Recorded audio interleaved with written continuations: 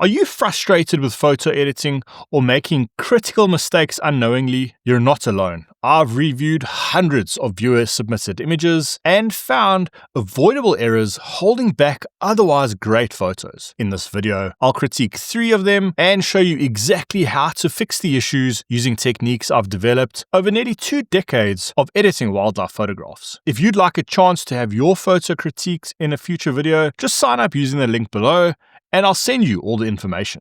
Let's take a look at this first image by Boka Lokema. I hope I'm pronouncing your name correctly. This one is a snow leopard, an absolutely beautiful animal. And when submitting your image, you said you had quite a challenge photographing this animal, which I can believe. At 4,500 meters above sea level, this is an incredibly difficult subject to photograph, I'm sure.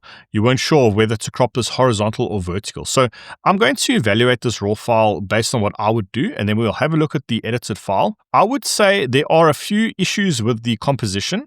The subject is very centered in the frame.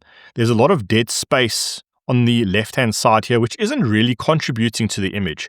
I would like to see more of the rock. I'm sure this is a huge part of this animal's habitat. So essentially what I would like to see is just to move the subject more towards the left-hand side of the frame, just to be able to include more of this on the right-hand side. Now, through cropping, we're going to be able to apply a better composition to this frame. The image is slightly underexposed. There's a small amount of black details that are being clipped, but a little bump in exposure will sort this image out. I would say there's a very small distraction on the bottom here, that little patch of rock and dirt. It would have been nice if that was covered in snow. So let's have a look at your image and see how you cropped it. You went in pretty tight with the framing. You've definitely eliminated a lot of the distractions on the left-hand side, which is good. I would say I would maybe give a little bit more space on the right-hand side, just to include some of these rocks here. That would have been a nice inclusion for the composition. But having a look at your edit, I think you've done a very good job at increasing the exposure and getting some nice detail out of the file, especially in the shadow areas. But I think for me, what makes this image is this eye contact. And if you look at this image very small, let's go to 6%. If you take away that eye contact, there's a very bright patch of the animal catching my attention. And when you look at the image full frame, that is the chest area. So what I'm going to suggest here is to darken that chest area there. Let's zoom into 200%. And what I'm going to do here, I'm just going to create a brush mask. Just going to drop the exposure and a little bit of highlights. I'm just going to paint in this chest. Because essentially what we want to do is draw the viewer's attention to the most important part of the subject, which are the eyes in this image here. So now just by darkening that small part of the chest, we've allowed the viewer to be drawn into more of the eye contact in this image. I'm going to then also just increase the exposure in the eyes very, very slightly, just by simply drawing in there with a brush, just increasing the exposure, and maybe adding a little bit of color. Very, very small. I don't want to overdo it. See, that's just a very subtle change there. And again, I might darken the mouth. On a lot of big cats, the mouth area is very bright often. So I'm just going to use a simple brush.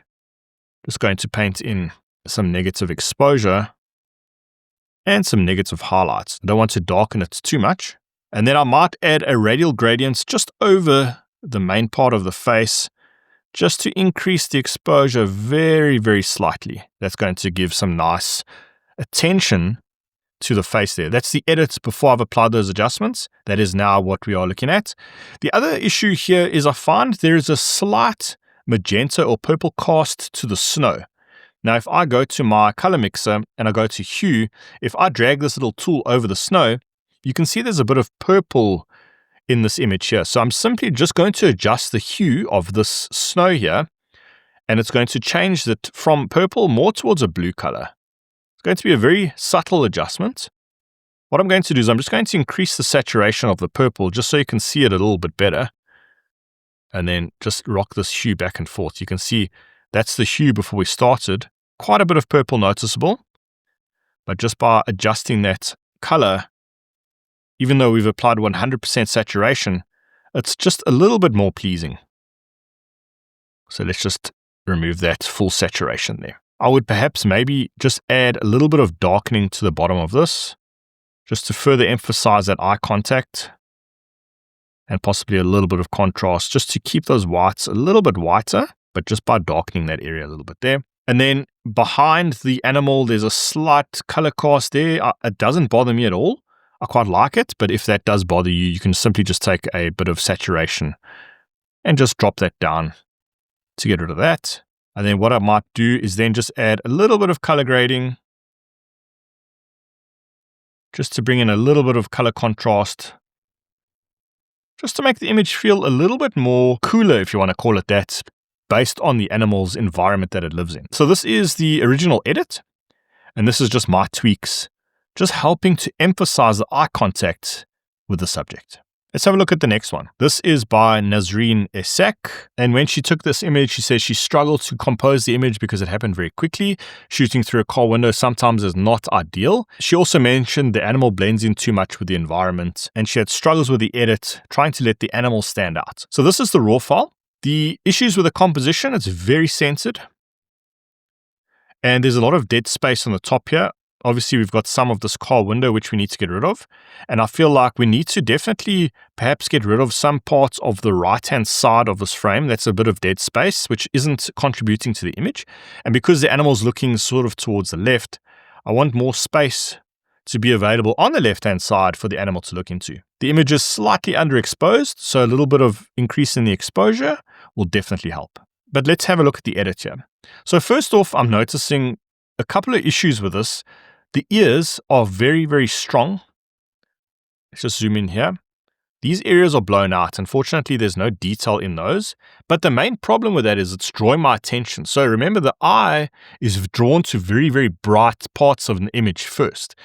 The eye will often overlook dark areas and go straight to those bright areas. So when I zoom out, you'll see exactly what I mean. So with zooming out to 6% on this image, I'm drawn directly to those very bright parts of those ears there. So that is one issue we need to take care of. I would say the rest of the image is fairly well balanced. I like the fact that the background is nice and orange, and there's not a lot of those competing colors on the subject. So I think you've done a good job there. I would just say the brightness on the animal's ears is probably the main issue here. Let's zoom into 200% and just have a look at some of the detail. I think you've done a good job with sharpening the image. I can see some sharpening on the background, so just make sure when you do sharpen, just to use that masking slider. So let's have a look at this raw file here. I'm going to just crop this out. I'll probably crop it to there. I would even say sometimes if your resolution is high enough, you could use a horizontal crop on this, but I think a vertical crop does work. Let's just go all the way down, although we are cutting the feet off there, so that does cause a little bit of visual tension. So what I'm going to do is I'm just going to include a little bit of space around the subject's head. You'll notice the space on the right-hand side of this subject's ear is equal to the space above the subject's ear. So there's a bit of a relationship between spaces which you can look at when cropping an image. Might just crop this a little bit tighter, just to draw more emphasis to the subject. So let's just leave it there for now. You've cropped in a little bit more on your edit, which is fine. I'm just going to leave it like this. I'm going to increase the exposure. Now be careful, if you are adding a white slider here, you're going to increase the very bright parts of that subject there. So what I would do here is I'd perhaps use a radial gradient over the face, just to brighten that up. Now what I would do essentially here is create a mask on the subject and then intersect a radial gradient to do this. I talk about subject masks a lot in my new photo editing course, but I'll leave it like that for now. What I might do now is just use a radial gradient to create a vignette around the animal. That's going to help draw emphasis to the animal's face. Let's just invert that. Going to darken it down a little bit there. Making sure the feather is quite a bit. Let's just increase this feather amount. Maybe increase the size of this a bit more. Just by subtly drawing a little bit of attention to the face there. I might increase some of these whites, just making sure not to brighten it too much so those ears get affected. Perhaps about there. And then what I'm going to do is I'm going to offset that adjustment with a brush just on these ears. I'm going to paint on that very bright part there. And this very bright part. Again, I'm very roughly doing this, and then I'm just going to drop the highlights for that effect there. That's where we started out with. That's where we are now. I think this image will benefit from a bit of clarity. Let's try and select our subject here, see what Lightroom can give us. Okay, that's a pretty good subject selection. I'm mainly interested in the face here, so I think that's pretty good. I'm going to add a clarity adjustment to this subject mask, and you'll see that will offset your subject quite well from this busy background. The background has a lot of detail, so you don't want to add clarity to that background either. You want to make sure it's only applied to the subject, and that will just help offset the subject from that background. What we could also do is perhaps warm the subject up slightly. And then I'm going to duplicate and invert this subject mask because I want to select the background. And I'm going to then just cool that down slightly just to help separate the subject from the background. If your subject is very warm and the background is quite cool, there's some good subject separation there. So that there has definitely helped the subject stand out from the background. We've sorted out the exposure issue, and we've also kept the ears in check in terms of the brightness. Just want to have a look at the detail here. I'm just going to sharpen this. I'm going to drop the radius and detail down, and then the masking, I'm going to just increase that to about 60. That's just going to sharpen the subject. As you can see here, there's a lot of detail in the background, so it's very hard to separate the sharpening between the subject and the background. But what you can actually do is go back to your subject mask here. On the options available to us, we've actually got a detail section here. So I'm just going to add some sharpening just to my mask here. And that is something I often do when the background is very cluttered and I don't want to sharpen the background. I just sharpen through a mask using this sharpness slider there. We don't have full control like we do in the detail panel, but this is a good compromise here. The final image by William Ryan. This is an amazing sighting. Now, when William submitted this image, he did let me know that he struggled to bring out sort of the mood or the desperate circumstances of the lions in the dry season. So with that in mind, I think there's quite a bit we can actually do to this image. Now, this is the raw file. This was shot at 200 millimeters. I would say if you can't get the entire scene in terms of the tails and everything on the extremities, I would zoom in some more. So in this example here, I would opt perhaps to crop a little bit tighter in the image. If you look at the tails of the lion here, it looks a bit odd that they just clipped off. But if you cut the body off quite a lot, let's just cut them away like this. You're drawing a lot more emphasis to the action without those distractions on the edge. So I would perhaps crop the image like this, but let's just take a crop away and look at the technicals here. I'd say the image is slightly underexposed. I also like the shallow depth of field, having shot this at f2.8. That works really well. Let's have a look at the edit. The edit is very bright. It's quite colorful. Now, if you are going for something that is a bit more moodier, or in this example, William wanted to sort of portray the desperation in the dry season. The dry season essentially lacks a lot of color in the bush. So going with that kind of theme, I think will work well in this image. And there's a few tricks that I can offer here, which will definitely help achieve that goal. Like I mentioned in the beginning of this critique, I would definitely just crop out the tail end of the animals.